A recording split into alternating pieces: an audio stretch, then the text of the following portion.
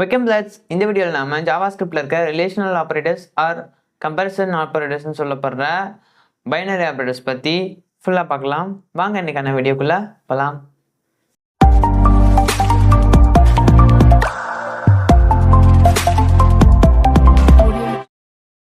So இதுக்காக வழக்கம் போல் 2 வேரியபிளை declare பண்ணிக்கலாம். வேல்யூ 10 கொடுத்துக்கிறேன்.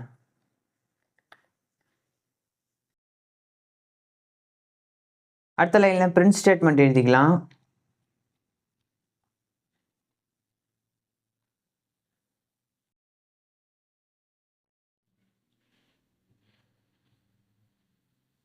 இதுவும் ஒரு பைனரி ஆப்ரேட்டருங்கிறதுக்காக 2 ஆப்பரண்ட்ஸ் ஏ அண்ட் பியை கொடுத்துக்கலாம். ஃபர்ஸ்ட்டாக நம்ம இதில் இருக்க லாஜிக்கல் ஆப்ரேட்டர் கிரேட்டர் தெனை பற்றி பார்க்கலாம். இப்போ இந்த கிரேட்டர் தென் ஆப்ரேட்டர் என்ன பண்ணணும்னா, பியை விட நமக்கு ஏ பெருசாக இருந்தால் பூலியன் வேல்யூ ட்ரூவையும் இல்லைன்னா ஃபால்ஸையும் ரிட்டர்ன் பண்ணும். ரன் பண்ணி காட்டுறேன் பாருங்கள். நம்மளுக்கு ஃபால்ஸை ரிட்டர்ன் பண்ணியிருக்கு, ஏன்னா இது ரெண்டும் ஈக்குவலாக இருக்குது. இப்போ நாம் இது கூட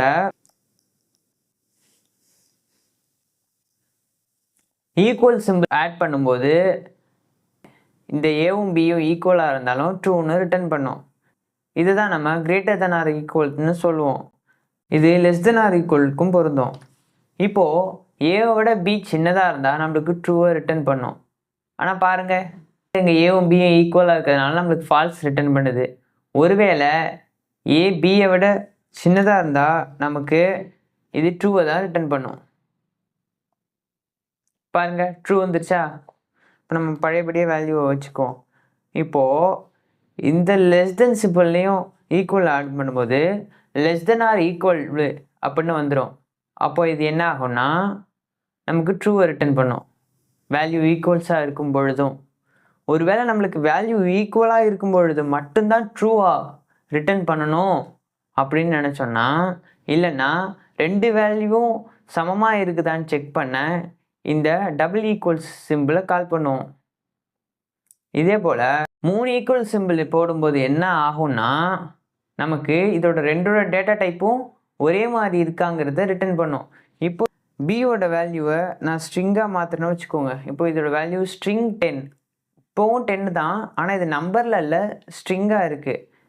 இப்போது இது நமக்கு ஃபால்ஸை ரிட்டர்ன் பண்ணுது, ஏன்னா பியோட டேட்டா டைப்பு ஸ்ட்ரிங்கு, ஏவோட டேட்டா டைப்பு நம்பர்.